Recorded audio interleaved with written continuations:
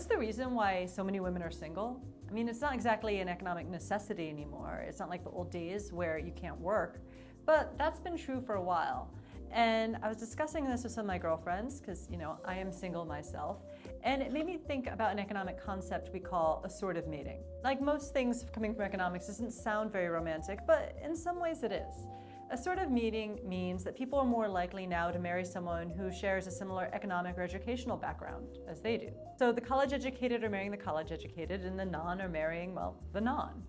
But the thing is that more women than ever are getting more education, are having more financial empowerment. In the meantime, a lot of men are falling behind. And that explains some of the mismatch and why there's much lower marriage rates, particularly among non-college educated Americans. Although it's not always cleanly about education, a new study came out found that women with college degrees will marry a man without a degree so long as he has a well-paid job. The share of prime-age men who don't work has been going up over time, and that leaves less men who are seen as marriageable on the market. There are some positives to this trend. It might be better matches because you end up with someone who has a similar goals and education and things in common with you, and that might be one reason why perhaps there are better marriages and the rates of divorce are also going down. But there are some downsides. For instance, more single parenthood, fewer children altogether, and as I said, it entrenches economic inequality because you have two successful people together and more single parenthood on the lower end of the income spectrum. There are a lot of advantages to being married.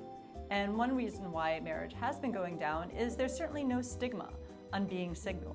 And in some ways, that's great. I personally would not want to be pressured into marrying someone I wouldn't want to be with. And it also means women feel less pressure to stay in terrible or bad relationships or get into one to begin with. In economics, we have a term for that, and it's called like a negative externality, which is your choice does impose a bigger harm on society.